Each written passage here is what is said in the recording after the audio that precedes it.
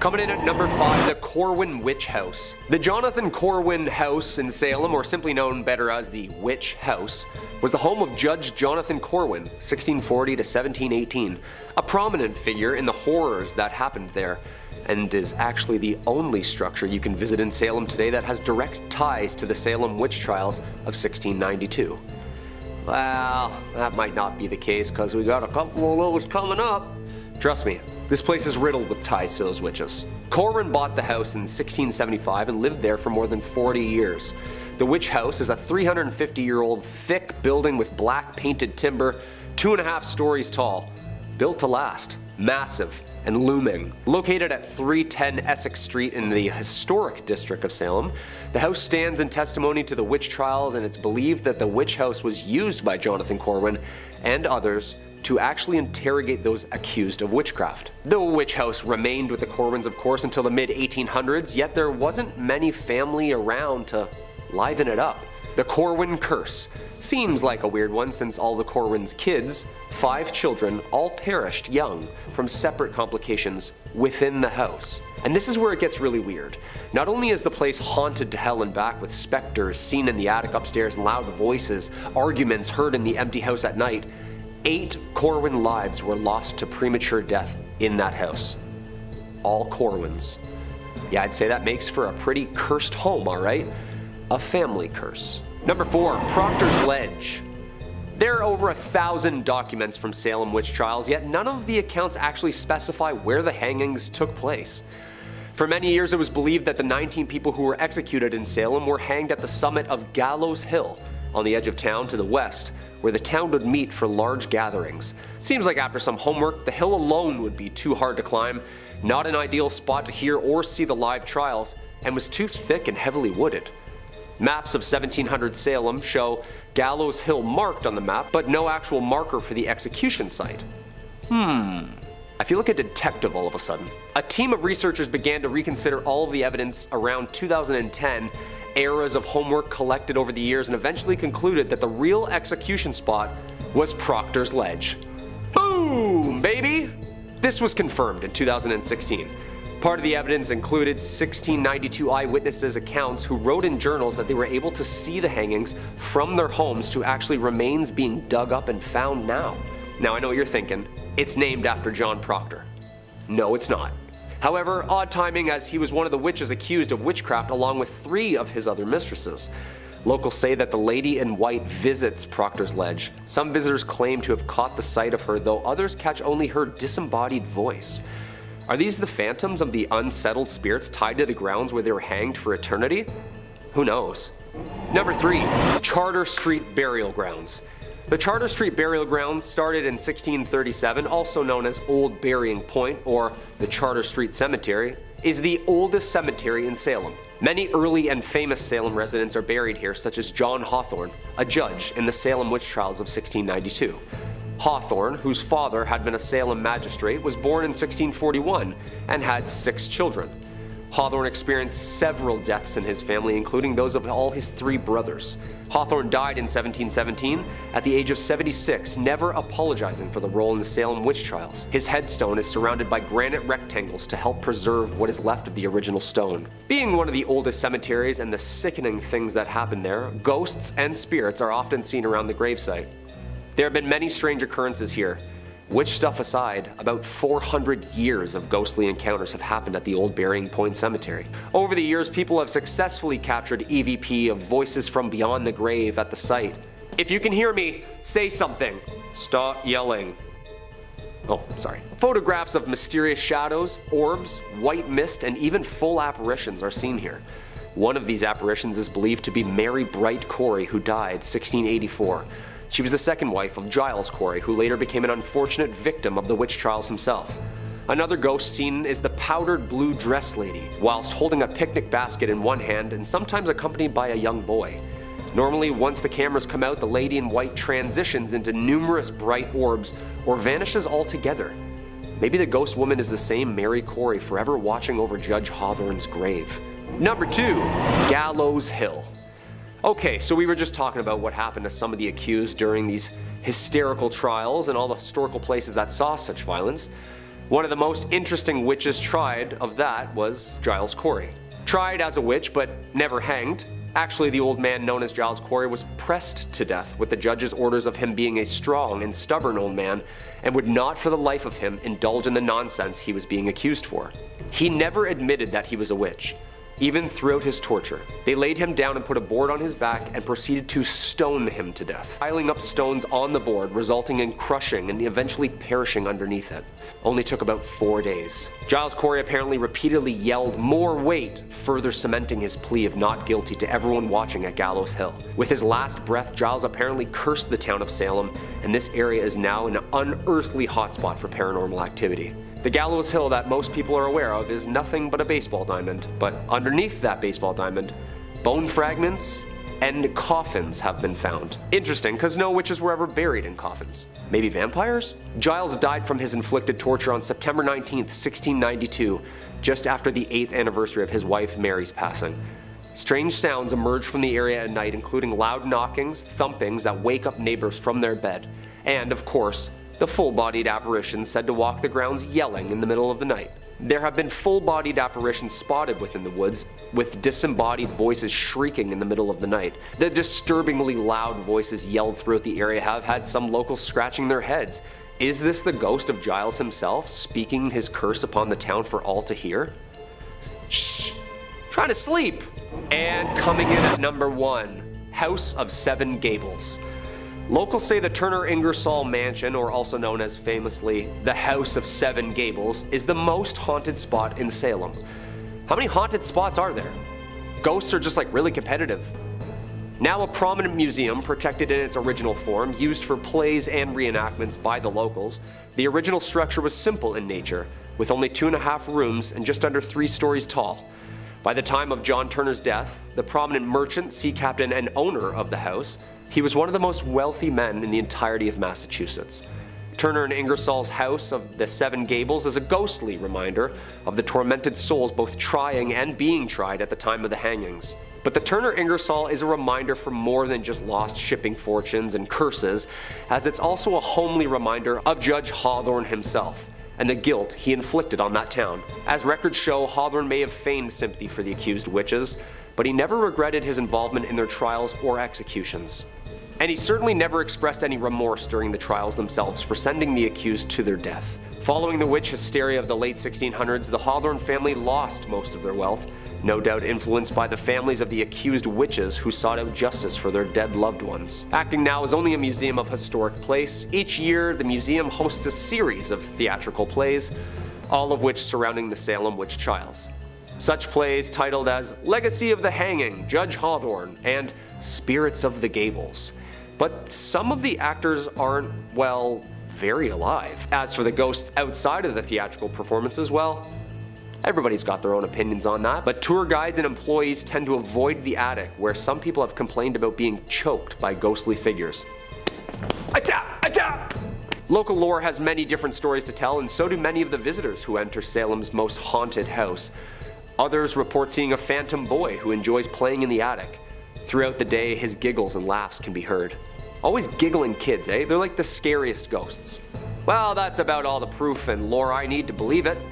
Imagine doing a show and a ghost just saying, line? Number 5, La Llorona. Have you ever heard the legend of La Llorona? If you're a top 5 scary fan, most likely, because I know for a fact I've mentioned it once or twice in a video before. It's a very commonly repeated old folktale, and it's shown up in countless movies and TV. It was just made into a movie that was connected to the Conjuring series. But if you missed out on all of that, the short version of the legend of La Llorona is a Spanish ghost who is said to have cast her own offspring into a river and drowned them in a manic fit. We've all had bad days. When she realized what she had done, she cast herself into the water as well, but was cursed to spend eternity searching for her young wherever a body of water is found, calling out into the night, known for a wail and a cry. It's why she's called La Llorona, the weeping woman. She appears all in white with long black hair and is recognized for her cry and appearance. Take a little sip. You entertain yourself back there for a minute. Now think about all of that while we watch this next clip, posted to Reddit titled, "My mom is in Mexico right now." And tell me if this doesn't make you think of La Llorona just a little bit. or like a lot pit. While walking late at night, a traveler comes across a strange white figure that seems clad in a long robe or a dress, moving in a way that makes them seem like they're not of this world. This white dress shining through the otherwise dark night. So what do you think, my faithful YouTube commenter audience? Is this proof of a ghost caught on camera, proof of an old legend walking among us, or is someone just putting the effort into a really complicated hoax? And if you're looking for more videos that might be hoaxes or might not be, Top 5 Scary has all of that and then some. We've got just about everything freaky you could possibly do a top 5 list on. Conspiracies, aliens, cryptids, true crime, fake crime, ghosts, another scary thing. We've got it. So hit that subscribe button, make sure you hit the bell, but please, would you kindly do that at the end of this video, because I got some more scary ghosts coming right up for you. Number 4, Oxford Castle. Stuart James is an amateur paranormal investigator and a spiritual enthusiast who's posted a few of his findings of strange happenings to the internet. Now, a lot of the things he posted could find their way onto this list, but it was this video of him exploring Oxford Castle and prison that had my hands turning cold and clammy. More so than usual, I mean. Once standing as a medieval castle, the castle was mostly destroyed in the English Civil War. By the 18th century, was rebuilt to serve as Oxford's local prison. Now, a new prison was built on the site from 1785 and remained in operation all the way until 1996. With a few hundred years of visitors passing through its cold stone walls and spending their last days behind bars, is it much of a surprise that it's said to be haunted by the ghosts of some of the long-term residents who just can't seem to break free of prison life? As such, it's a popular spot for fledgling ghost hunters to go looking. The prison actually even offers ghost hunting packages and overnight adventures if you're looking for that sort of thing, but why don't you watch the clip first before you make any decisions? Did you see it? While looking through the glass window pane through a door, a face can be seen clear as day. James said as soon as he saw the face in the window, he and the rest of his team ran to the hills out of the prison, fearing what they had encountered and preferring to look the footage over later in the safety than spend another minute there. What do you think? Because I think I would do pretty much the exact same thing. I mean, I'm watching this video from the comfort of my office in a cozy little recording studio, and it was still enough to put my hair on end. I can't imagine that happening to you in front of your face and being able to keep a straight face, let alone dry jeans, and you're cool. I'd probably be on the first train out of Oxford and the rest of my days salt circling just in case. Number 3, the trampoline. Have you ever seen The Ring? Probably not, because if you saw the movie The Ring, you would have died roughly 7 days after that, and you wouldn't be able to watch all these lovely videos. I'm just kidding, of course. It's not haunted. Or is it? Now, the original Japanese Ring is one of my favorite horror movies, and I can't think of many things I've seen in my life half as truly creepy as Sadako stretching herself out of the TV into the real world. That scary long black hair covering her face, just the way she moves. Yeah, every time. Well, if I thought that was bad, this next thing might actually do me in and put me in the grave. Take a look at this next clip. At first, it seems like someone just filming some summer fun, until you get a better look at what appears to be a figure clad all in white crawling out from under the trampoline. Looking, honestly, a lot like Sadako crawling out of that TV. You see why I brought The Ring up? It definitely has me scratching my head watching over again. However, not everyone is as convinced as I am. I am pretty easily convinced. One commenter on the video attempted to debunk it as a fake, lending a bit of insight as a video editor. They said, I guess that the ghost figure is a clip of someone standing up, which has been motion tracked and composited in with blurring and opacity. If the shot was stabilized, like I'm guessing it was, this would be fairly straightforward and easy. The camera shake could be added in digitally after the motion tracking is done to really sell the shot. I noticed a blur on what looks like the ghost's back as it stands up, and the jumper leg passes over the figure. This blur is wiped away. This clip stops as the figure is moving above the black netting, which is being used to conceal any editing artifacts. Well, that's all well and reasonable, but it could also just be a ghost. That sounds like too much effort to me, personally. I mean, really, also, you gotta think of this. Who would go on the internet and just tell lies? What kind of person would go on the internet and then tell people that these supernatural things were happening if these things weren't really happening? What kind of person would do that just for clicks? Huh? Number 2, creepy puppet. I think we can all agree that haunted or not, a puppet is terrifying. Nothing good has ever come from teaching a piece of wood to flap its lips. Just look at Jeff Dunham. Whether it's the uncanny valley that makes them so disturbing or simply a reasonable disdain for ventriloquism, puppets are scary. Think of that little freak from Saw, the Goosebumps dummy, or Annabelle. Well, the truth is always scarier than fiction, I find. And in this next clip, we've got ourselves a true haunted puppet. Take a look at this footage that has people's jaws hanging open. Watch the clip. Did you see it? It was kind of hard to miss. Looks like this dummy is keen to give a performance without any help from anybody and has learned to move its mouth on its own. Is something possessing it? Now, knowing its history actually makes things a little bit more interesting because it seems like it could be likely. The doll is nicknamed Mr. Fritz, and it was recovered from a World War II prison camp where it is said to have been made by a prisoner. It eventually made its way into the hands of a private collector in the United Kingdom. This new owner, one Michael Diamond, claims that several times he noticed the glass display case on Mr. Fritz would open on itself during the night. Now, the reasonable thing to do would be to, burn his house down and make sure the doll burns up and release that evil away and, move countries. He instead set up a camera and filmed it for a few nights and caught this horrifying footage of the seemingly possessed dummy talking. His solution was to wrap it in chains and keep a blanket over it. I would send it to space or cast it into the ocean, but you do you. He's actually not too worried about it at all. Mr. Diamond says, "My wife and daughter both hate it, and I understand why, but I'm not intimidated by it. A braver man than me." Now, this could be faked, I'm sure, but I'm inclined to believe this is real. Haunted or not, I just do not trust this puppet even a little bit, Number 1, grandparents' ghost. That sounds sad. I like to save the best for last, and I think after you watch this clip, you might agree with me, as this is one of the weirder things on a list of all weird things. This was posted to the Ghost subreddit earlier in the month and was making the rounds on the paranormal and scarier sides of the internet, as even the biggest skeptics were wondering just what it was they were looking at. This redditor and their family had taken a day for a family vacation at a nearby water park, and when they had returned, there were several calls from the security company telling them that an alarm inside their grandparents' home had been tripped. When they returned home to watch the footage, they were stunned at what they had seen, and I invite you now to watch it too. As you could probably see, there's clearly something going on in that house that's a little more powerful than just the wind or a trick of the light. And hey, don't start telling me this is just an orb of dust floating by the camera lens, okay? There is something seriously wrong going on in here, and I think they need to dial an exorcist. The doors of the living room mysteriously shut by themselves, at the same time that the lamp on the table is flickering out like crazy. You keep watching the video, you also see a bowl moving by itself and a chair being dragged across the floor. All things that are like a checklist if you're going through to check if your house is being haunted. That's typical poltergeist behavior. Now, some people were a bit skeptical, suggesting this could very likely have been doctored or faked just to get some attention, but he did post a follow-up afterwards to provide just a little bit more context. He said that he did some digging into the history surrounding his house and the neighborhood. Found out that he lived in the town Napoleon grew up in. That's pretty cool. But more interestingly, he found that the house that his grandparents lived in used to be 2 houses that were converted into one, and in the other one there was a story of a man taking his life. So could this be a sign of his spirit passing through something walking through the worlds? Or is this all just a complicated scheme for some upvotes and clicks? You let me know down below in the comments, my friends. Number 5, Brazil. Coming up first on our list of ghost footage that's been freaking out the pros and spooking the amateurs alike is this bizarre clip captured and uploaded to the internet by one Mr. Miracle BR.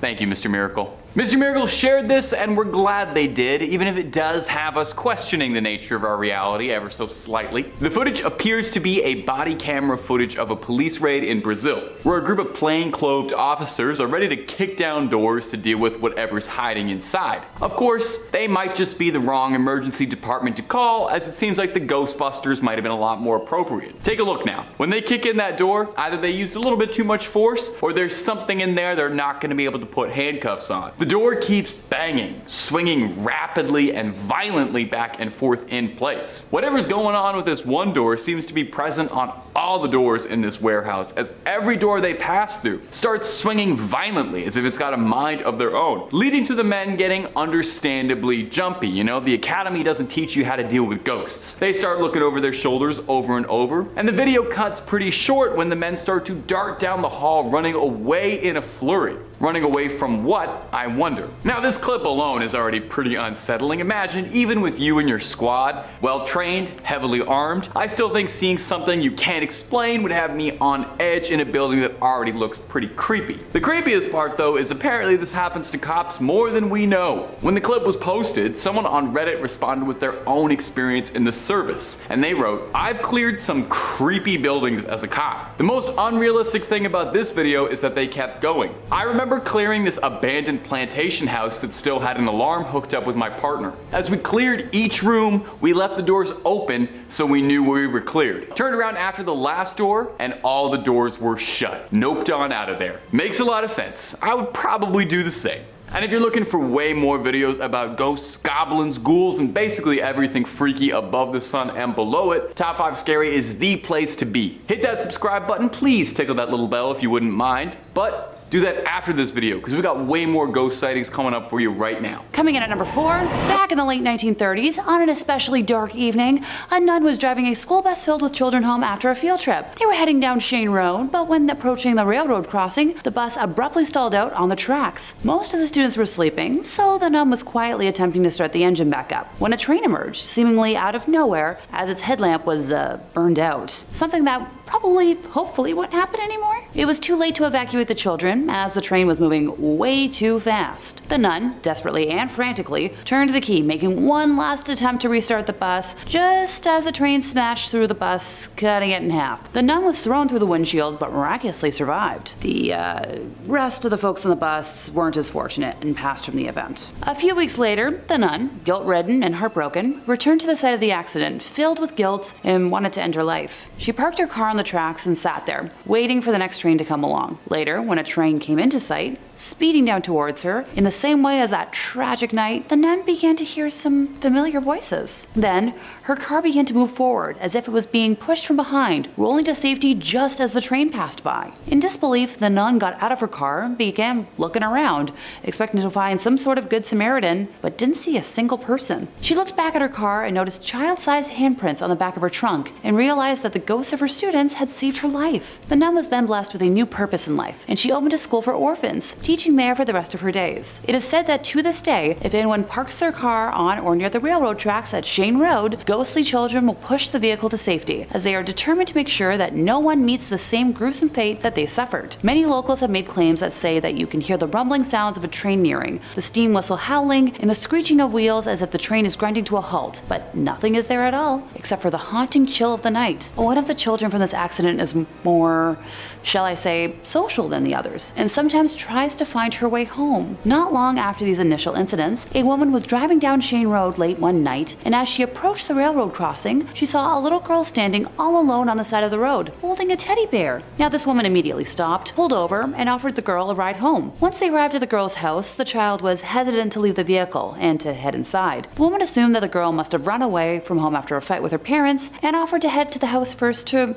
reassure the family. When the woman got out of the car, she looked back to give the child a reassuring smile, but the girl had completely vanished. She quickly reopened her car door, but no one was there. However, the seatbelt was still fastened. The photo evidence we have from this tale shows the little girl waiting by the tracks, just wanting to get home. Our next weird clip for you is going to be this footage that was uploaded to the Ghosts subreddit. It's got investigators talking and viewers pausing to try and understand just what's going on. And a shout out to the Ghosts subreddit. Thanks for doing most of the heavy lifting on my job. Now you might think that ghosts and spirits only come out to play at night, but when the weather's nice, even the ghosts and ghouls and all things malevolent come out to soak up some rays. Let's give that clip a quick watch.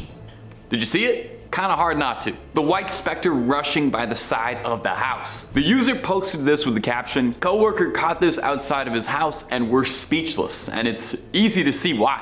What is it that's been caught on camera sprinting by that house? Now there's definitely something mysterious here. I get the same vibe off this mysterious entity that I do like the Fresno night crawlers, to shout out one of my favorite cryptids and unknown paranormal mysteries. I can't explain what's happening, and I know there's probably a reasonable scientific explanation, but I'm not finding it right now. Now not everyone is as convinced as me. I'm very easily swayed. Some commenters had suggested that perhaps this could be a small animal like a monkey running by really fast, or a parrot flying by really, really fast. You'll have to let us know down below in the comments whether or not you think this was proof of a spectral entity caught on security, or if this is just a funny little creature monkeying around. For what it's worth, and I think we should take this seriously, I think a monkey could be a ghost. As far as I know, monkeys can become ghosts. I've never seen someone disprove this. I've never seen someone prove this either, but this might be that proof we need. In second place, we have Johnny Johnson. While Toys R Us may no longer exist as a physical store in the United States, I think, I'd like to travel back to the 70s when it did. Located in Sunnyvale, California. No,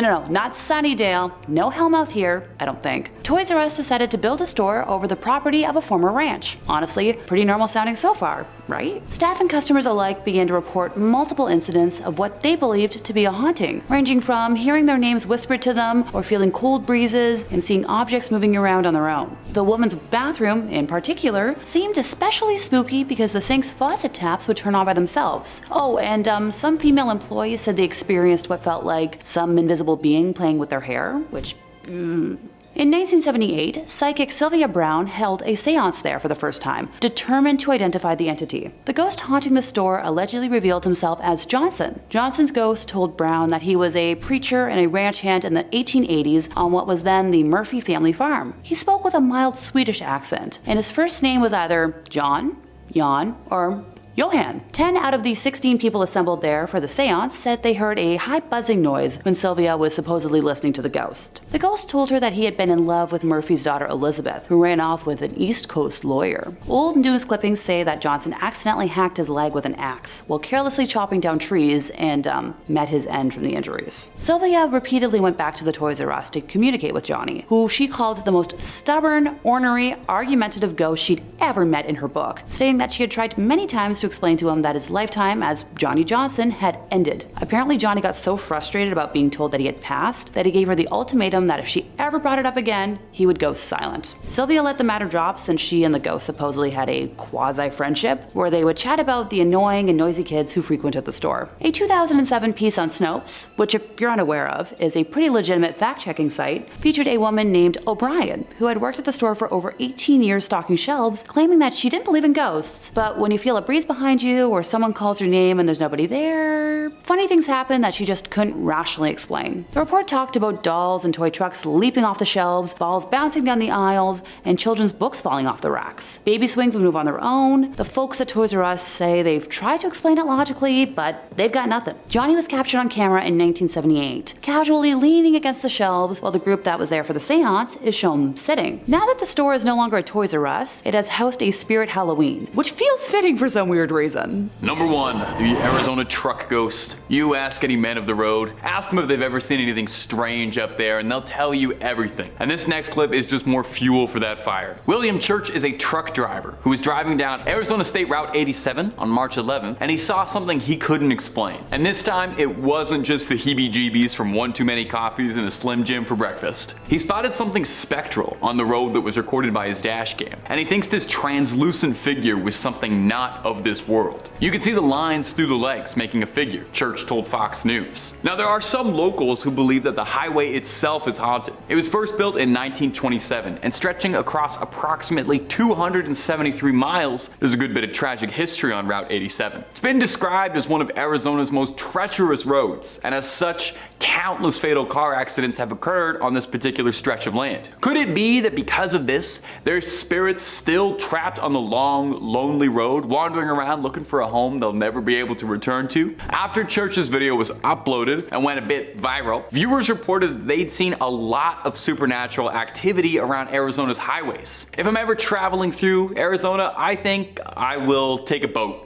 Perhaps. One of Arizona's many plentiful boats for its vast and teeming rivers and lakes. That's what everybody knows about Arizona. It's a really wet state, right? Really wet state. Number 5, James May Pompei. James May Pompei. James May Pompei. I'm going to be saying that for the rest of the day. James May is a renowned British television host, notable for decades of service to the BBC, zipping cars around exotic places. After Top Gear quietly came to a mutual end that all parties agreed on in 2015, May continued globe-trotting, with less companions and less motoring, in a new show called James May, Our Man In. Well, When our man went to Rome to see Pompei, it seems he accidentally caught a specter on tape in the old city of Pompeii. You watch this clip and tell me what you think, because I think this one is all kinds of freaky and might be one of the better ghost clips I've seen in a minute. That's why we're starting with it. As May is talking, a lone figure can be seen crossing the otherwise empty street before seemingly evaporating before your very own eyes. It's eerie, I ain't gonna lie. An unsettling coincidence is that the ghost seemingly appears as May is talking to the audience, reminding us that even though Pompeii has found life as a tourist destination, it's still one of history's biggest mass graves. Now I like to play skeptic a little bit, like you know I'm more Scully than I am Mulder. This ghost footage is pretty striking, but we can't cross out the possibility that this could just be something as boring as a camera glitching out or someone trying to scrub out a pedestrian in the background of an otherwise clean shot. Although if that's the case, why so much of the figure left behind? Could this be a former citizen of Pompeii, still trapped through the daily loop of her everyday life after the volcano claimed it and changed their lives forever? Or could this ghost be the ghost of Jeremy Clarkson's career, hanging around James May? That one's too mean, too far. Anyway, we may never know. Let me know down below in the comments what you think of this one. And if you're looking for way more ghost videos, you already know I'm about to tell you top 5 scary is where to be. And if ghosts aren't your jam, we have got just about everything freaky under the sun and above the sun you could possibly imagine. Cryptids, conspiracies, aliens, true crime, fake crime, baby, we got it. If it's spooky, we've done a video or 3 on it. So hit subscribe, hit the bell, and don't miss a single second. But do it after the end of this video, okay? We got way more ghosts coming up for you. Number 4, the insane asylum ghost. This next clip is one that is going to have the hairs on the back of your neck standing on end. This was originally posted to the Ghosts subreddit. A user by the lovely name of RandomDoge47 posted that she'd recently visited the Heartwood Insane Asylum, just as a visitor. Don't want to make that clear, not a patient. It's an abandoned mental facility in the UK that's long been thought to be the home of malicious spirits and poltergeists of former patients who never managed to find peace and drift off towards the afterlife. Definitely given bad vibes looking at pictures of this. Pictures of abandoned hospitals give me the creeps. Something bad. You can just tell nothing good has ever happened here, and nothing good will continue to happen here. Take a look at this footage. In the clip, we see someone or something in the top window seemingly noticing that they're being recorded and then hurriedly shutting the window to sneak off into the night. Now that's pretty darn creepy, but you could be thinking, wow, what if it's just the Redditor's friend or something and they schemed this hoax by preparing somebody. They had somebody climb up in there. Well, the place is locked up and the interiors are dilapidated in a state of serious disarray, and it's all collapsed in on itself and couldn't really support anyone up on the top floors. The windows are locked and the Redditor said there was no easy way for someone to get in. So what is happening here? Is this the ghost of a former patient? Someone who managed to sneak inside and is squatting inside an abandoned insane asylum? 3 raccoons in a trench coat pretending to be human and hiding out in an abandoned asylum where they live and go on little adventures? It could be, and that's what scares me. But you let me know what you think this could be, okay? Number 3, security footage. Now we got ourselves another clip from the Ghost subreddit. What can I say? If you want to look at ghosts, it's a pretty good place to go. They're all right there. This one was posted to us from user Ryman8 with the caption, "Something set off the security footage on one of our properties. Nothing was stolen, this is the footage." Now you take a look for yourself at the spine tingling footage. This is one of those ones I had to watch twice, so don't feel bad if you gotta scoot back 30 seconds to watch it again. Let's roll it. At first, it might just seem like a frame at a Skinamarink. I had to really press my nose up to the monitor to see what was going on here. But you can see the faintest silhouette of a figure creeping through in the background, seemingly walking through thin air, barely able to make it out. And then when you see it, you're probably never gonna sleep again as you see that ethereal little shape moving through the room. Now, the poster claims that the front door to the property was open, and that is what triggered the alarm and triggered the security footage. Who could have done that if not for this malevolent spirit? One commenter suggested that it was possible that the energy dispelled by the ghost could have been what set off the alarm and opened the door, and that's why it looks so spectral and ethereal on the footage. What do you all think out there, my internet comment hive mind? Is this some real proof of something from another world walking into ours? Or is this just just some dust and light hitting the camera at just the right angle, and our eyes filling in the details we wish we were seeing? Please do let us know down below. Doing some digging on this one, the Redditor returned to the same thread a year later and reported that nothing else like this had ever happened, and that he'd researched evidence of any spirits in the local area or on this property and couldn't find anything. So this could just be a one-off incident, or it could be something much more sinister. It could be. I can say whatever I want when I'm talking into a camera. I could say that all of these are aliens if I wanted to. I'm in control here. Number 2, the ghost pallet. Coming up next on this list, we have got some more weird security footage to tickle your viewing pleasure. There's no ethereal figures walking around in this one, but it is pretty spooky nonetheless. This footage was posted by someone who used to work in a meat packing plant, but presumably left when they saw this security camera footage and found out the joint was haunted. In the video, we can see a pallet jack on the CCTV freaking out, seemingly being pulled or moving itself around the warehouse. I've gotta say, haunting aside, the atmosphere of this particular meatpacking plant already seems scary. You know, it's flickering lights, cold looking floors. I'm pretty sure this is the meat plant where Jigsaw was playing his funny little games. Back to the topic at hand. What is going on with that pallet jack? There's no reason for it to be moving. There's no wind or anything to push it, and it looks like someone is manually moving it around, if not a little awkwardly. Could it be a ghost who got itself hired? Or is it the ghost of an employee of the meat plant who's still stuck working here? I gotta wonder if ghosts have rights or like a ghostly union, because it does seem like the ghost is the only one on shift right now, and that can't be safe. Where's his ghostly supervisor? Is he making sure he's taking his 30? Now, some commenters with more experience in warehouse settings have suggested that the pallet jack malfunctioning like that could be faulty wiring, a loose axle, or something that could be causing it. There could be all manner of reasonable explanations, or it could be something supernatural sneaking into our world. So what do you think, my comment gang? Is this just a pallet jack on the fritz, or is this a ghost caught on camera? And finally, number 1, mystery orbs. Our last clip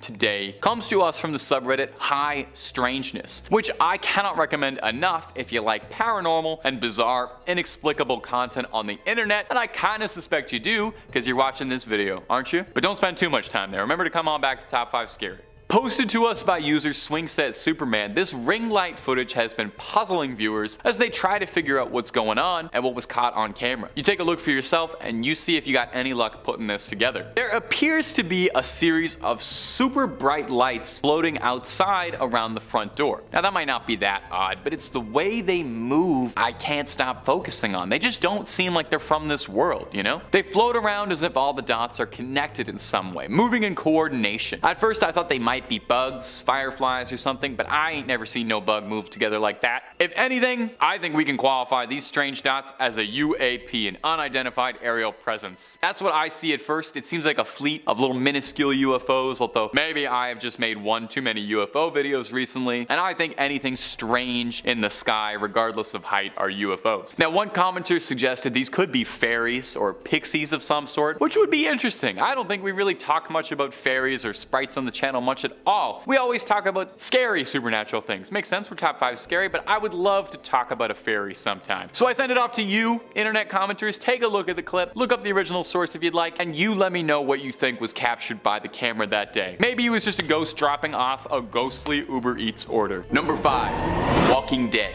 My first true tale of phantasmic terror comes to us from Reddit user Jalcott. Answering a question posed in the thread, nurses and doctors of Reddit, what's the weirdest and most paranormal thing you've ever experienced? Hospitals already seem pretty haunted as is, so it's no surprise that there was so many good answers. But Jalcott stood out. Take a listen. I'm a psychiatric nurse, and early on in my career, I worked at a residential mental health facility. One of our residents was an elective mute, which means that he didn't talk, but there was no medical reasoning as to why. He had spoken earlier in his life, and in fact seemed quite normal back then, with the exception of being close to 7 feet tall. He'd been raised in the Deep South and joined the army when he was 19, but one night he vanished. He was declared AWOL, and eventually he was declared missing, and later officially declared dead. However, 10 years later, a 7-foot-tall man walked into a Virginia hospital ER in my part of the Midwest and said to the receptionist, "My name is Marion Deschênes, and I've been dead for 10 years. And according to the Redditor, those were the last words he ever spoke to anyone. He had shown up to the hospital covered in dust and wearing an old uniform that he'd been wearing the night he vanished. His social security had not been used at all, and he had no ID on him whatsoever. However, via fingerprints, they were able to identify him. The family was notified, but they said they had already grieved their lost man and that whoever was claiming to be him simply wasn't, and asked to never be contacted again. The nurse went on to add that Marion would pace all day, every day, moving his mouth in a way that looked like he was muttering to himself, but nothing came out when he moved his lips. He had an unnerving habit of throwing his head back with his mouth wide open as if he was laughing hysterically, but not so much as a breath could ever be heard. The nurse said she tried talking to him almost daily, and he would appear to listen, but only react by periodically throwing his head back in that laughter-mimicking way of his. Various medications and treatment plans were pursued, but nothing ever affected him. Therapy was tried as well, but all that would happen was Marion would just grin and start pacing again. She goes on to say that on her last day, she saw Marion pacing in the parking lot, throwing back his head to laugh. She closes by saying all those years she'd wondered, was he a ghost? And all those years later, she still doesn't know. Click through and listen to as many top 5 scary videos as your ears can handle. Moving on. Number 4, things that go bunk in the night. Now you would never ever believe this, but our next story comes from Reddit as well. A similar thread, a similar question. What's the most paranormal thing you've ever experienced? Lots of good ones to pick from, but this one from Mad Rampager really stood out for me. I used to be in the military. The training camp bunk that we lived in was said to be haunted. Occasionally, our stuff would go missing and reappear in weird places, like under our bed or inside a bag that we'd zipped up and stuff. No big deal, right? Weird things happen, and I mean human error and all that. Well, then came the instance that freaked everybody out. It was night after lights out, and my friend was on his phone texting his girlfriend. Most of us had been drifting off to sleep and we were lying on our beds when suddenly my friend heard the shuffling of feet from the corridor. So, thinking that it was our sergeant, he quickly hid his phone under his pillow, rolled over on his side, and tried to get to sleep. What happened next still chills me to the bone to this day. While he pretended to sleep, he heard someone right behind him at the other end of the bed saying, "Don't worry, you can continue to pretend to sleep." I could have dismissed this as a figment of his imagination, except me and 5 other people around him heard it. Creepier still, there was no one there. And weirdly, it sounded like the voice of a young girl that had said it. For reference, our camp was in the middle of an island and was set up away from the main admin building. The island had been closed by the government for army training purposes for the past 15 years, so there were definitely no civilians around, let alone any children. To make matters freakier, when we came back from our weekend home leave, there was a bunch of hair on his bed, neatly bundled up, long and jet black, and underneath his pillow was a note.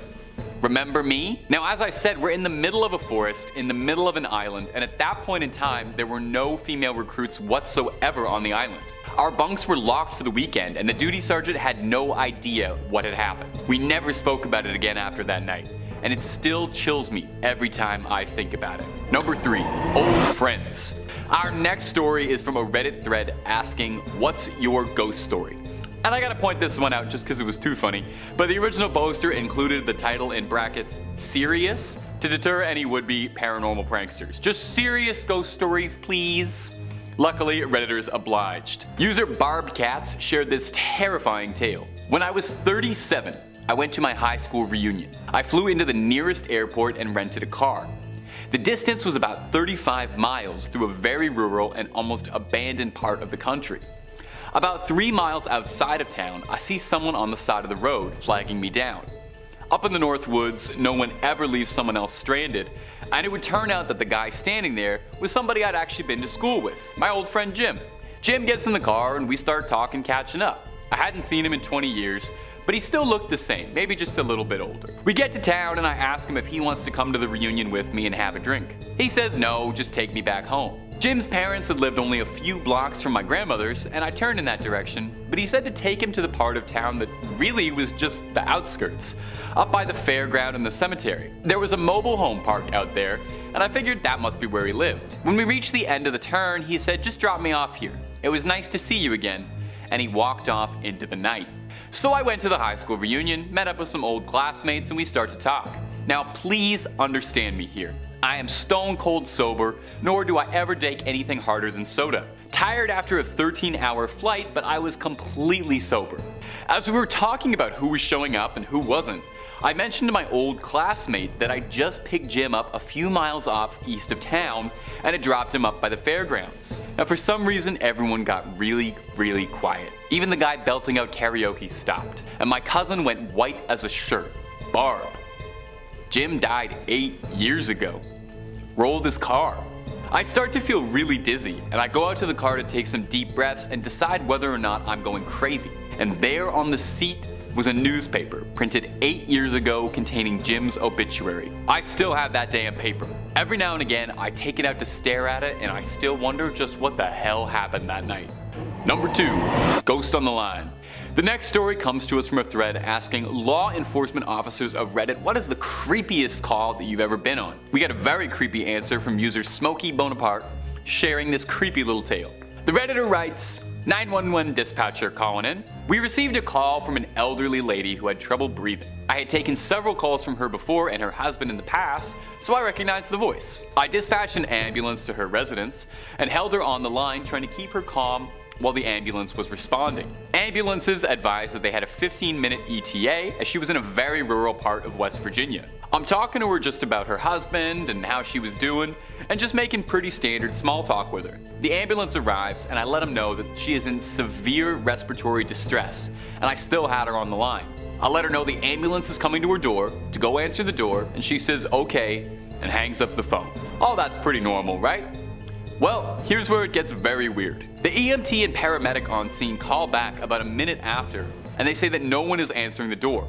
We have a sheriff in the area pulling on scene about that time. The sheriff unit confirmed the address, and he's breaching the door to make access to the PT. 5 minutes go by and the paramedic on scene radios to ask me who called. I tell them it was the elderly woman who lived on residence. He tells me he's going to call this in and he needs to speak with my shift supervisor. We get him over to the supervisor, and the supervisor confirms the same information I relayed, that it was all correct, and asks what's going on. Apparently the old woman had been dead for a while and was already in full rigor mortis. They thought I was wrong on the caller, but the other dispatchers played it back for them and confirmed it was the old woman who called. The ambulance transferred the hospital and we got the same calls and disbelief from the doctors. But I took a call from a ghost that day. Number 1. Uninvited guest. Closing off our list is this story which chilled my spine like Sub-Zero. Coming to us from user Parole Model, which hey, by the way, love the pun.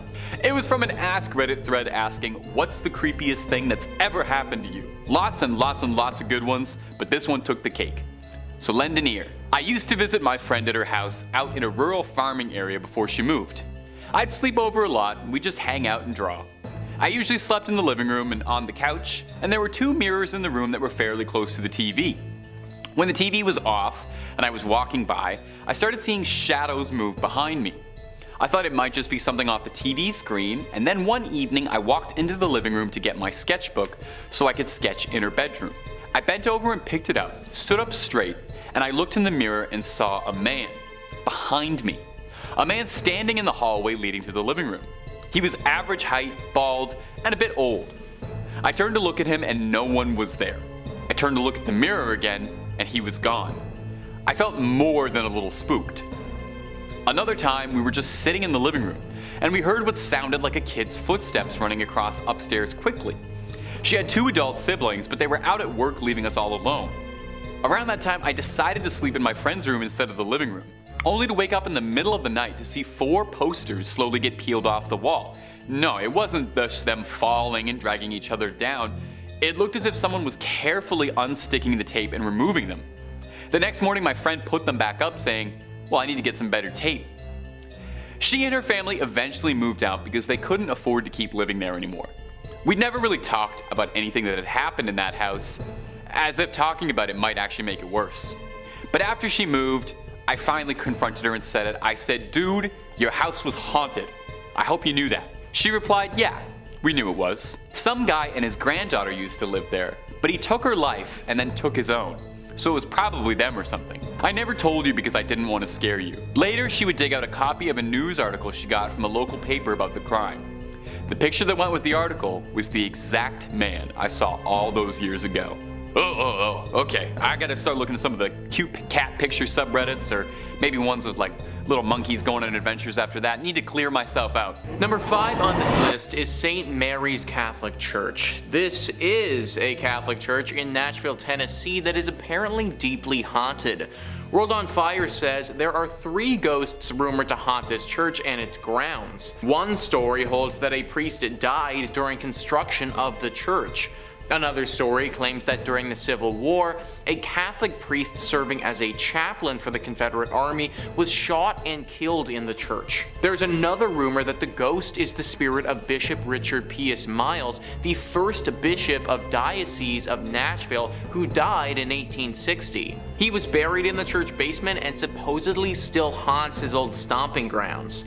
According to one story from 1937, a pounding at his bedroom door woke up a priest in the rectory, but he could find no one there. After he fell asleep, he was woken up again, this time by a pounding on the headboard of his bed.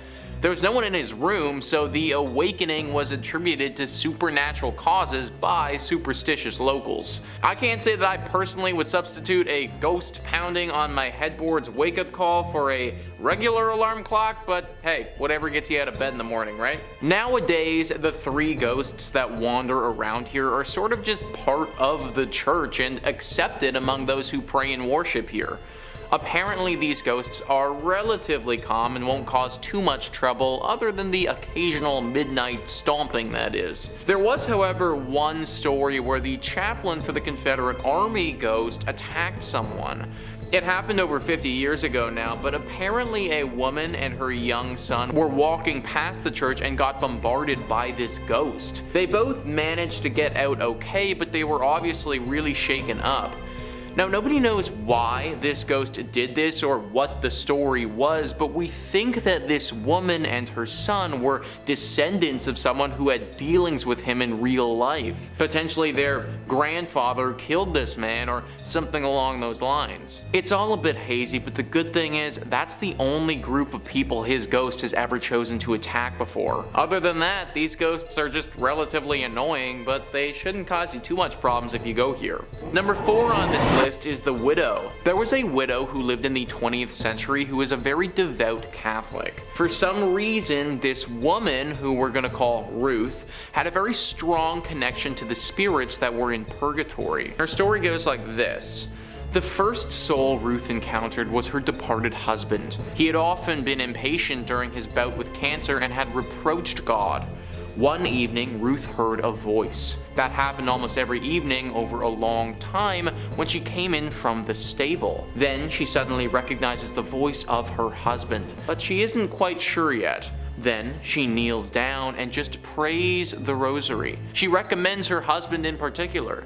Yes, she thinks, he was often rather impatient. Is that perhaps the reason he must still do penance?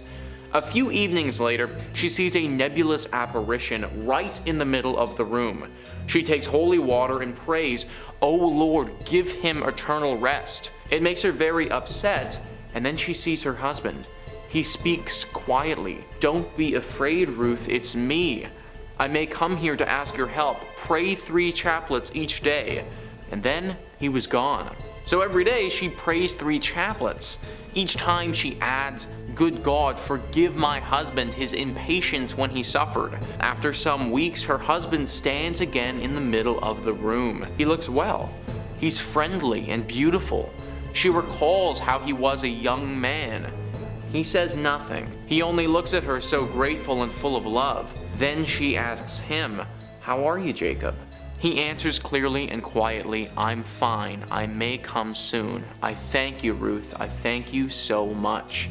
And after this, he never appeared again. So that's a pretty famous story, and Ruth went on to interact with many ghosts like this in purgatory through her life. In fact, some people started to speculate that she may even be a ghost herself as well.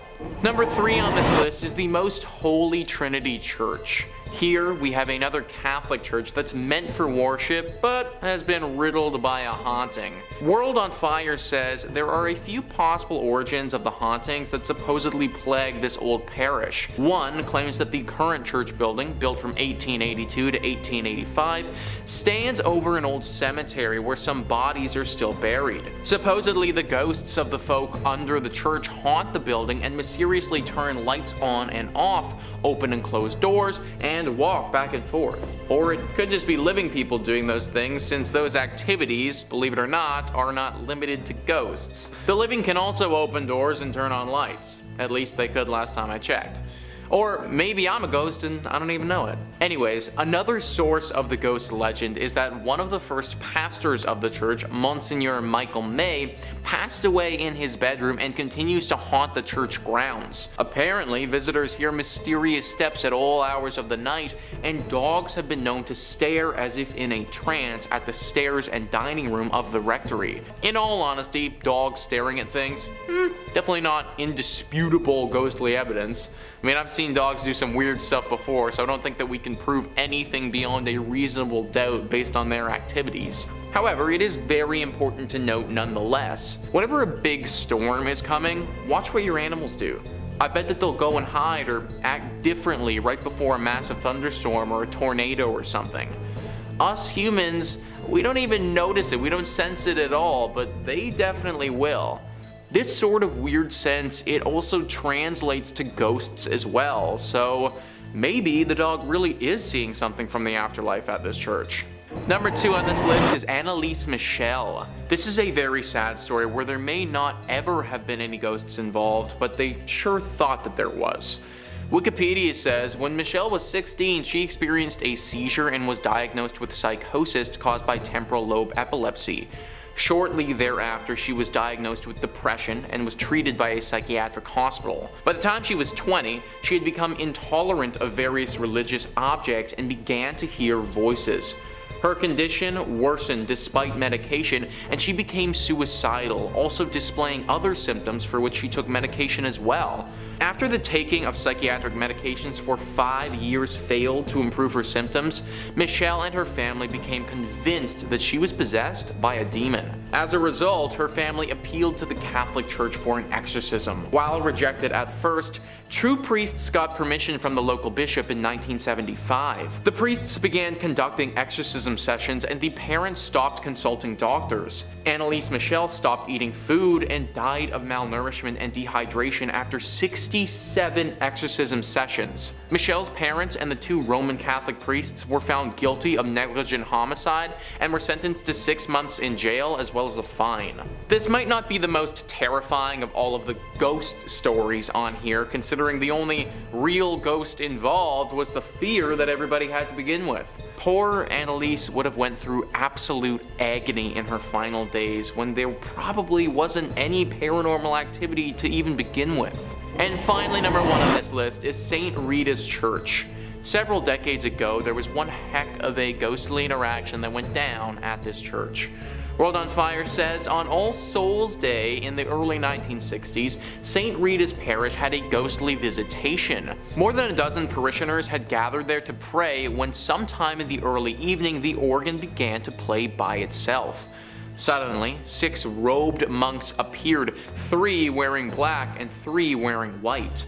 The parishioners attempted to flee, but they found the doors of the church were locked. The phantom monks moved towards the parishioners while the organ continued its dirge. Finally, the vision faded as a disembodied voice whispered, "Pray for us." So next time you see a ghost, it probably just wants to ask you a favor and hopefully not kill you. All they were asking for was a little prayer, which I think everyone would have been more than happy to indulge with at that time. Of course, having a bunch of ghost monks show up out of nowhere, lock all of the doors, and keep you in there, that's pretty terrifying. Everyone is still very wary around St. Rita's Church in case these monks ever do come back. Number 5, the South Shields Poltergeist. Coming up first on this list is going to be the story of the South Shields Poltergeist, a recent case of spiritual harassment. I love a contemporary ghost. We got too many ghosts from the Victorian era or like the 1800s. We don't get nearly enough modern 2000s hauntings.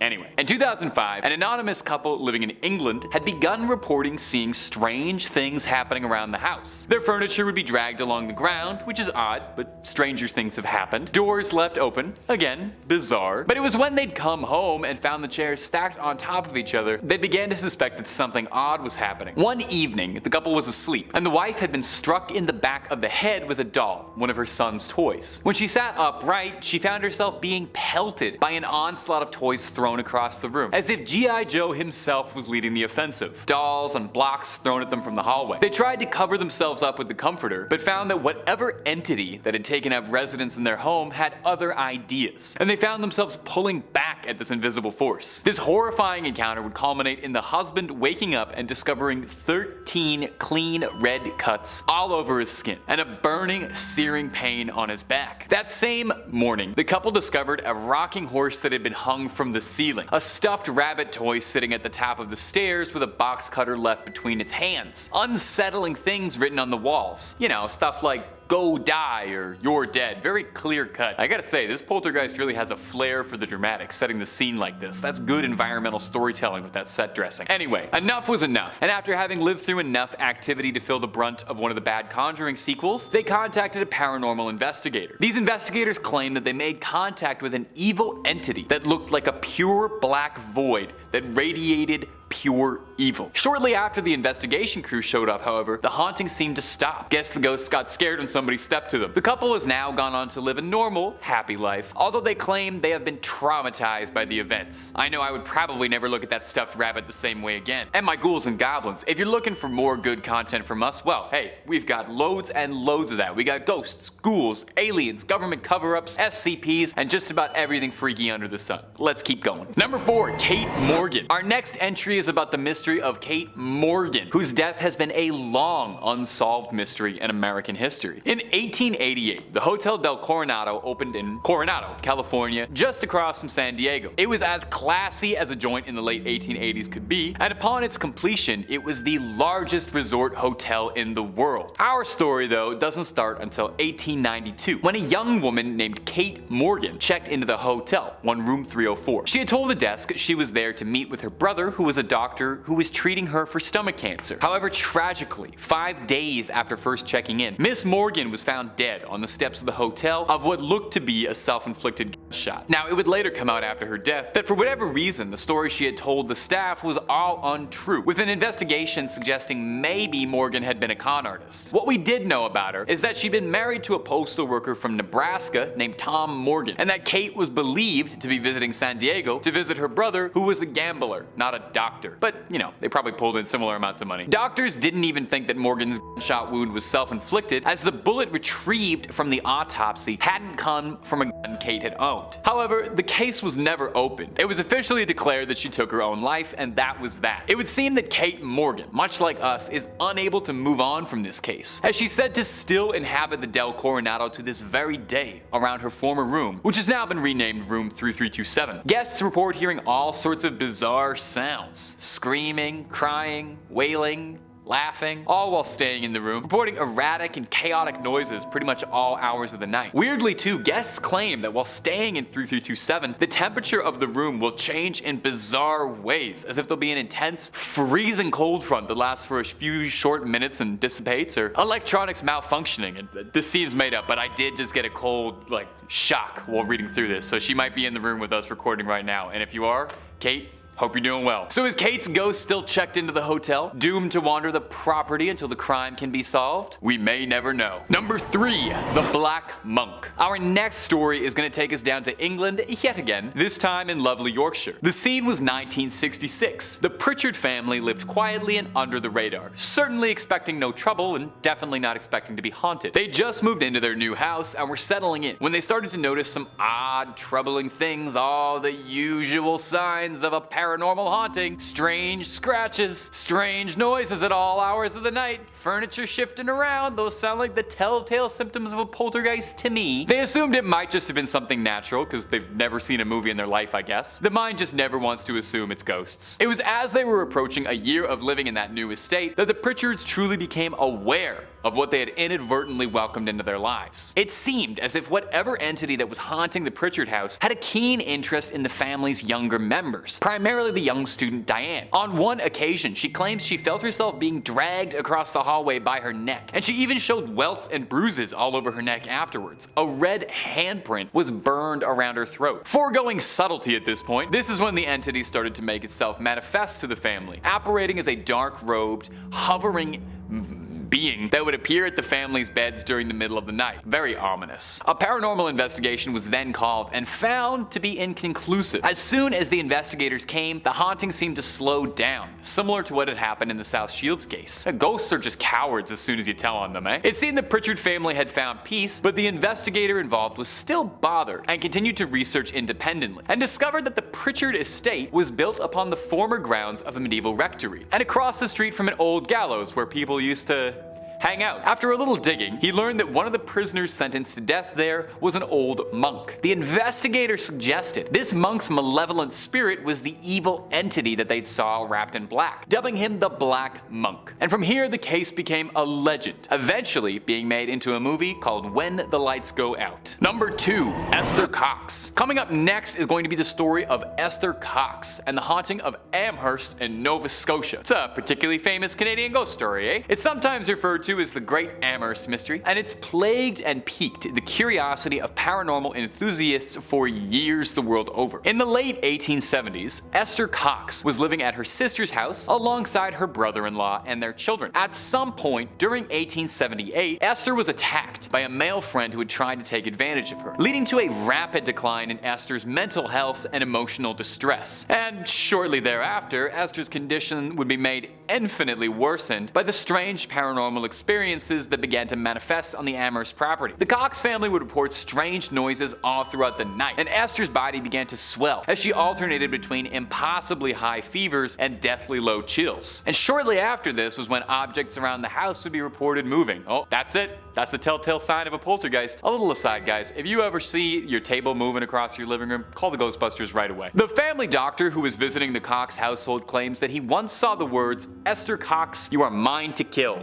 written on the wall by the headboard. He tried to sedate her, but discovered that it really didn't do much to stop supernatural doings. Stressed and out of options, Esther thought that moving houses might be enough to stop the curse. But sadly, whatever is haunting her had their hooks in deep, as the ghosts would follow Esther through every house she moved to. Evidently, the spirits found this greatly offensive, as one of the houses Esther would move to would burn down while she was staying at it, resulting in Esther's arrest for arson and eventual conviction. Esther pleaded that she was innocent, and even witnesses backed up this, saying that everything Esther had been claiming had occurred as she'd said. But the old "a ghost did it" is an argument that rarely holds up in court, and Esther spent a year inside a cell. She was released in 1879 and would find a husband and raise a few children, seemingly free from the curse that once sought out to destroy her life. And number 1. Honest Abe. Would you believe that one of the most famous and most reported ghosts in American history is none other than the great emancipator himself, Abraham Lincoln? Honestly, Honest Abe gets seen more than just about any other ghost. Since his assassination, there have been numerous sightings of undead Abe wandering through the halls of the White House. Eleanor Roosevelt, of the Beatles fame, kept her study in what was formerly Lincoln's bedroom, pretty much just asking to bump into a ghostly stovepipe hat if you move into his bedroom. Roosevelt claimed that over the years she lived there, she could feel his presence and would sometimes see apparitions of him out of the corner of her eye. And while her husband was president, a number of other sightings would occur. A young clerk claimed that he saw Lincoln's spitting image, clear as day, sitting on the foot of a bed polishing his boots. On a visit from the Netherlands, Queen Wilhelmina claims that when she was spending a night inside the White House, she was visited by Lincoln's ghost knocking on her door. Calvin Coolidge's wife claims to have seen her on more than one occasion as well. First ladies were really out there seeing Lincoln. Claims that she saw him with his arms clasped behind his back, lost in thought looking out into the Potomac River. Wise. Winston Churchill had said that during the Second World War, he felt like he could see Lincoln's ghost coming to when the country needed him the most, and he also shared the most direct encounter and probably the funniest one. Now, Churchill used to love to relax by taking a long hot bath while enjoying a cigar. On one occasion, he says he stepped out of the bath, took a cigar, and walked into his bedroom and saw a man standing in the bedroom already, giving him quite a shock. He said when he saw the man's face, he laughed and said, "Good evening, Mr. President. You have me at a disadvantage." He claims he saw Lincoln chuckle wryly, then disappear. Presidents Truman, Roosevelt, and Hoover have all claimed to have seen inexplicable inexplicable things around the White House, claiming they were all signs of Lincoln. In the last few decades, however, reportings of sightings of old Abraham Lincoln have calmed significantly. Perhaps he's finally been able to move on, or perhaps he's just very slowly checking out the rest of Washington, D.C. There's a whole lot of tourist spots and monuments to work through, and maybe he just got really caught up on the White House tour. He's got all the time in the world now to check them all out. Kicking off our list, we have Claude Monet in 5th place. Yep, the famed artist himself. If you're not familiar with his work, I'd recommend looking up Impression Sunrise, which is the painting that gave the name to the French Impressionism art movement, or his Water Lily series. Most of his work is made up of stunning landscapes, but I think Woman with a Parasol is my personal favorite of his. But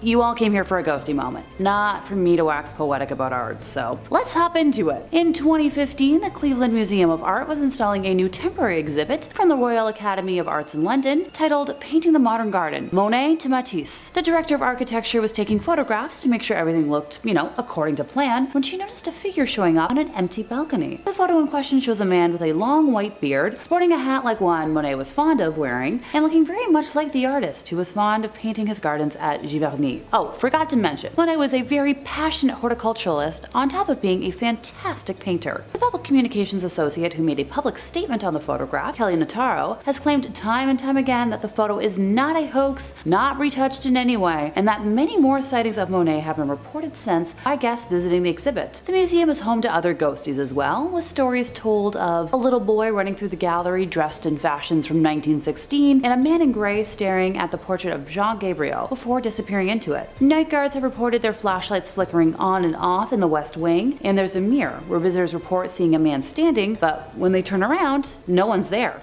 Fascinating to me that Monet chose a small museum in Cleveland to appear in, and not the Musée in Paris that's, dedicated to only his art. Maybe he felt cozy amongst all the other ghosts. Or perhaps he's traveling the world to make sure his art is safe? Let me know in the comments what you think. In 4th place, we have the Grey Lady of Hampton Court Palace. I guess I should probably introduce her formally to begin with, Dame Sybil Penn. She was a servant at Hampton Court to 4 Tudor monarchs, being the nurse of Prince Edward and also Elizabeth I, nursing her through smallpox before succumbing to it herself in 1562. Sightings of her ghost began being reported in 1829, when the church of the palace was rebuilt and her tomb was moved. I'd probably be ticked as well if I had been resting for that long and then was disturbed. I'm pretty cranky as a person if you wake me up from a deep sleep. Trust me. Once upon a time, I accidentally roared at a friend who was trying to wake me up. Not my finest moment. Anywho, soon after being so rudely disturbed from her grave, strange noises of a person working a spinning wheel were heard through a wall at Hampton Court, which led to the discovery of a previously unknown chamber containing an antique spinning wheel. My inner fairy tale nerd is screaming right now about Charles Perrault. Don't mind me. The photograph we're specifically discussing today was taken in 2015 by Holly Hampshire, age 12, who thought she was taking, a fairly routine picture of her cousin Brooke McGee, also 12, during a day out at the 16th century home while in the King's apartments.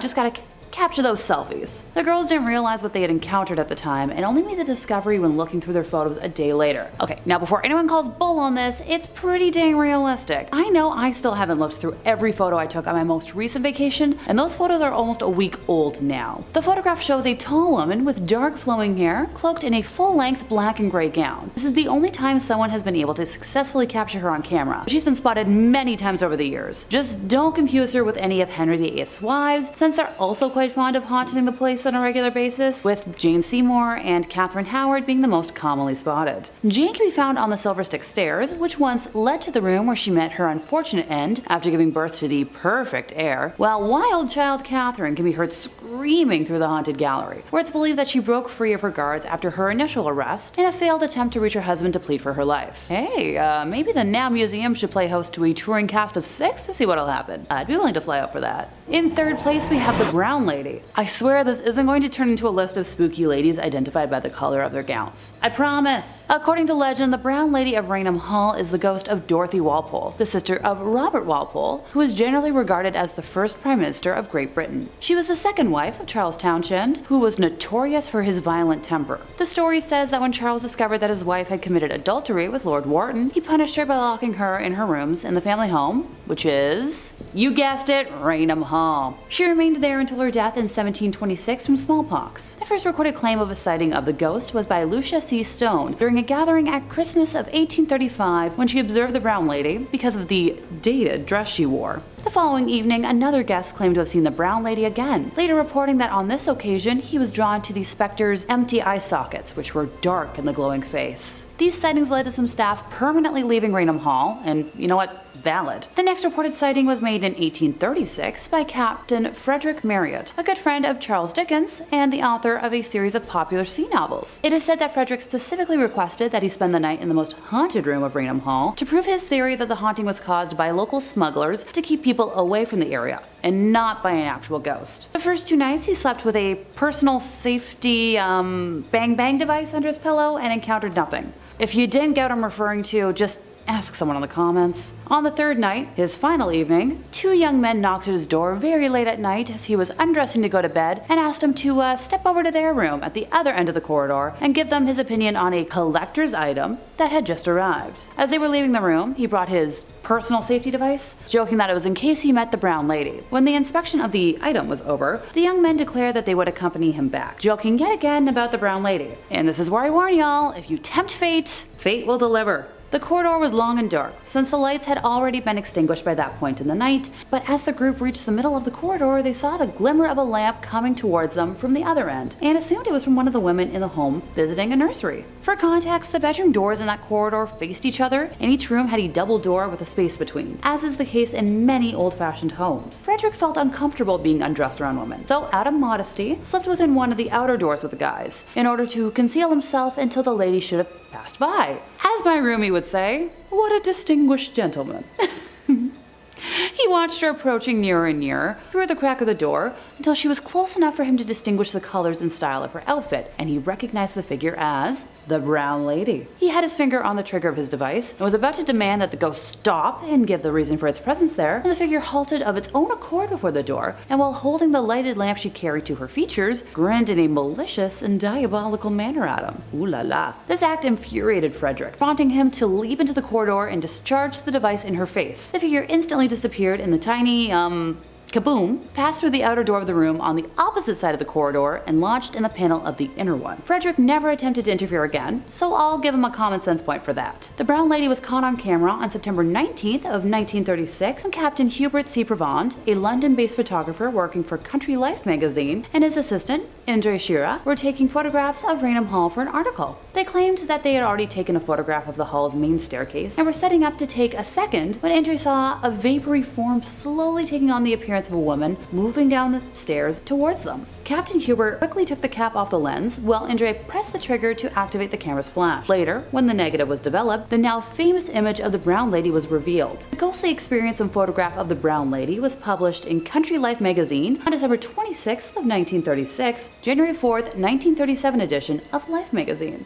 In second place, we have a photo of John DeFeo. Now y'all know how much I love talking about Ed and Lorraine Warren's cases, so this should come as a shock to no one. If anyone needs a quick briefing on the Amityville Horror House and not the movie, here goes it. On November 13th of 1974, during the very early morning hours, Ronald DeFeo Jr. ended his entire family and claimed that the demonic voices told him to do it. I'm talking both parents and 4 siblings. Look, I can't say that I've never joked about ending family members when I'm frustrated, but this is a bit too extreme for my liking.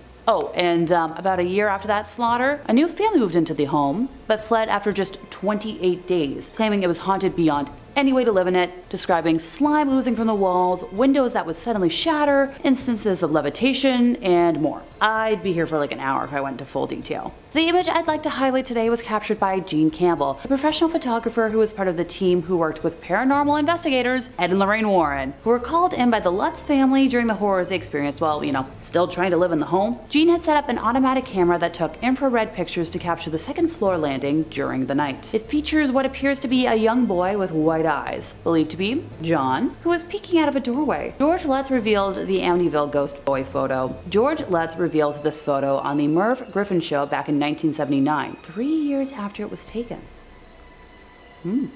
In first place, we have Mary Lee of Waverly Hills Sanatorium. In the early 1900s, the warm, wet weather of Kentucky was the perfect breeding ground for tuberculosis, pushing all of the local hospital's capacities way past their breaking point. The Waverly Hills Sanatorium first opened its doors on July 26 of 1910 as a two-story wooden structure built to house about 50 patients, but in October of 1926, the hospital had expanded to a 400-bed capacity to accommodate a continual influx of patients as a now 5-story facility. The sanatorium first opened in the midst of a widespread epidemic, and we all know how epidemics and pandemics go, right? Because of the highly contagious nature of the disease, extreme quarantine measures were required for patients and staff alike, meaning Waverly Hills had to function as an isolated island. The self-sufficient facility produced its own food, raised animals, and ran a functioning post office. Also featured a 500-foot-long tunnel that traveled from the first floor of the building to the bottom of the hill. Supplies could be brought in from the bottom, and the countless bodies of deceased patients were discreetly removed from the top. With the eventual introduction of a vaccine, case numbers plummeted, and in 1961 the sanatorium was officially closed, but the pain and suffering of so many souls has left a permanent mark upon the site, and that's where we come in. The photo in question was taken on September 10th of 2006 by Tom Halstead during an overnight investigation of the facility by Missouri Paranormal Research on the 4th floor of the main hospital building at around 7 a.m. If you'd like me to be technical about it, the camera used was a Pentax K1000 35mm film camera with a ProMaster 56000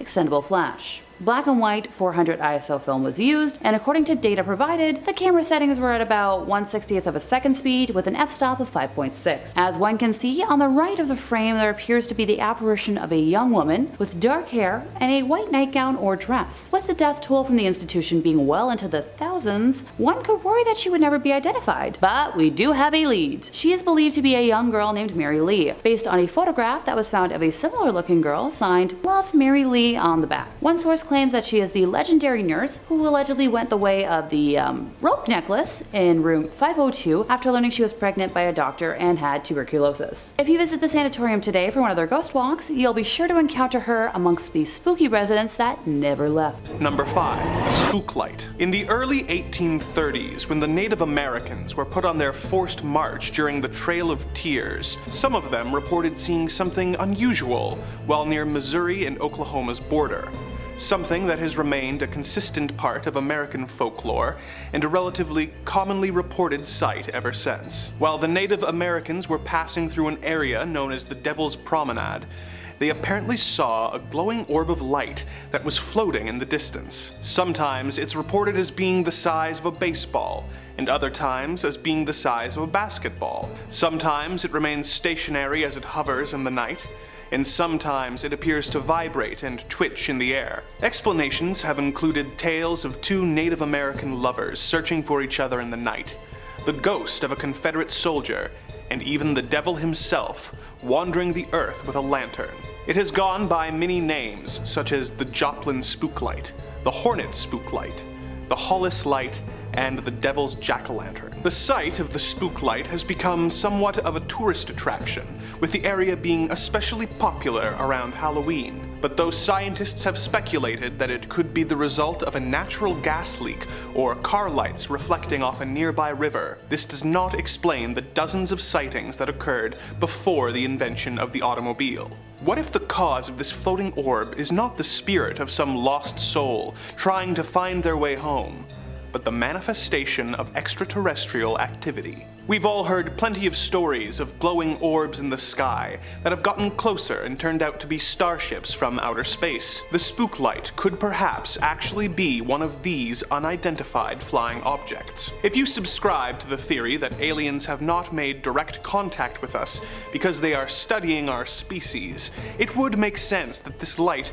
would first appear during a major historical event where millions of displaced native peoples were forced into long marches. Perhaps the sightings since then have been follow-up studies of the area by aliens. If that is the case, and aliens were observing Earth during the Trail of Tears, let's hope they don't judge us for some of our most shameful behavior. Number 4. Funnel Ghosts. Tell me if this tale sounds familiar. A couple moves into an old house. It's a bit of a fixer-upper, but they believe they can put in the work and make it a home. They live there for a while, but when night falls, they take a photo. and see something they don't expect. Not the typical idea of a ghost where the spirit looks like a past human, perhaps with a transparent appearance, but what is known as a funnel ghost. These spirits are often described as being swirling wisps or spirals of light that often appear in photos or videos, with little to no explanation.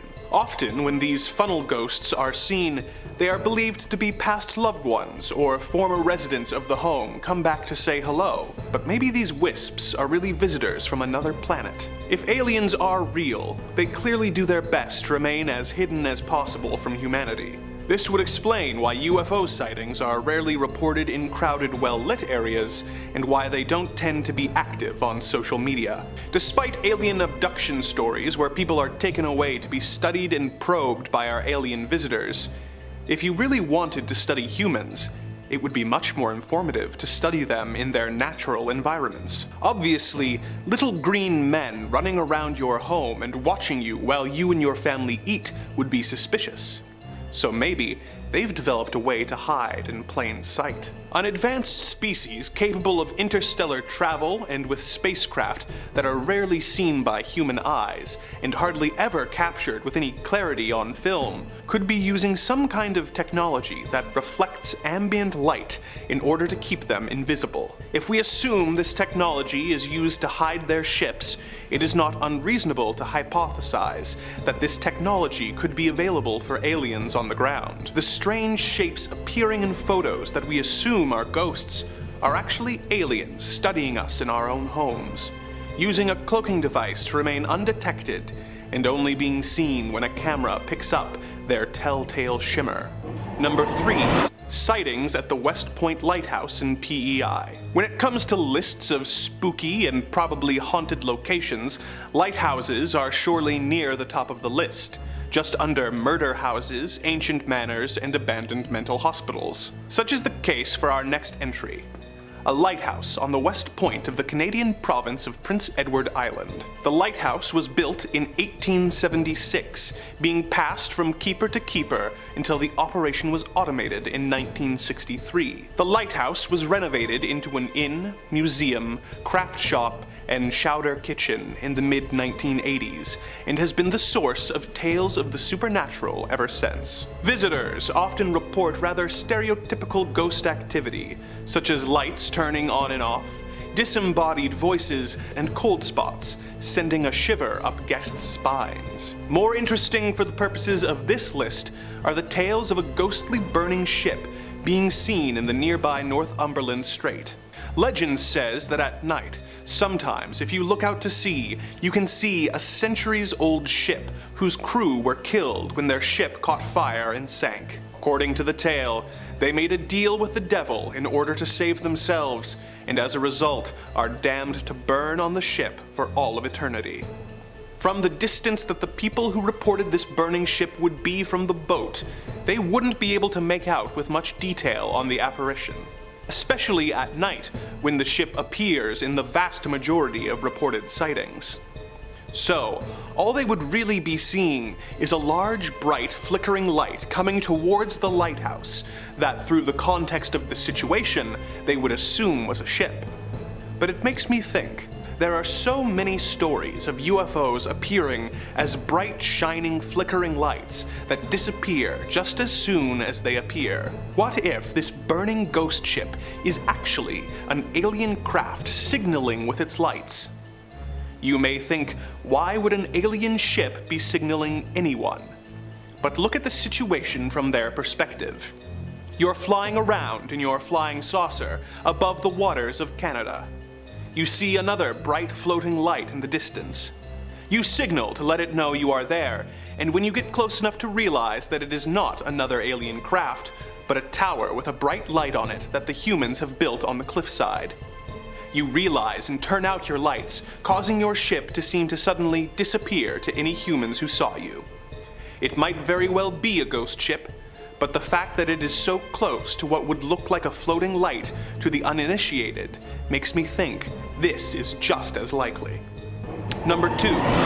things moving on their own. Another common type of ghost is the alleged poltergeist. They are the type of spirit who enjoys their afterlife by messing around in your home with the intention of scaring you and causing as much property damage as possible. A common way these spirits apparently make their presence known is by moving objects and making them float through the air. Like when you hear a noise at night and go into the kitchen to investigate, only to find your mother's best china floating through the air before it suddenly drops to the floor, leaving you with one less token of remembrance to honor your loved ones with. But maybe this is not the work of a malevolent spirit, but simply a side effect of passing alien ships. When looking at various UFO sightings from across the world, some commonalities begin to emerge. The craft in question are often bright, shining lights against the dark night sky. They tend to appear and disappear just as quickly, and they often seem to be hovering or flying, seemingly on their own, with no visible means of propulsion. Or at least, none that we can see. Perhaps these alien craft are not flying with the use of rockets, but by manipulating gravity. If these ships are able to do this, they could use this to take away gravity under their ship, allowing it to hover or fly through the night. Something like this could affect the houses below it in a similar way that houses located near airports can have their contents rattled by passing planes. Perhaps when alien craft are negating gravity and flying overhead, they are unintentionally affecting gravity in the homes below them, causing things to float and move, not because of spirits, but because of gravity being manipulated. And once the ship has passed, the objects drop, making it seem like an evil spirit has destroyed these lighter objects out of spite for the homeowner. This would mean that people who are dealing with consistent ghost activity were actually just unlucky enough to be directly below an alien's commute. Number 1. Ghostly figures of the past. Everyone has heard some variation of a ghost story like this. You go into an old building that is hundreds of years old. At first, everything seems normal, when suddenly goosebumps break out across your flesh as a chill runs up your spine. You turn and see something you don't expect. A figure from the distant past stands before you. Perhaps it is a soldier from the 1930s, and perhaps it is a small Victorian child in one of those weird little sailor outfits. You try to stammer out some words of greeting, but before you can, they have disappeared before your very eyes. Stories like this are very common in ghost sightings and can take place anywhere from an old Victorian mansion, a field where an important battle was fought, or even in your own home. You may think that something like this would scream ghost and nothing else. But what if these haunting apparitions are just a side effect of extraterrestrial travel?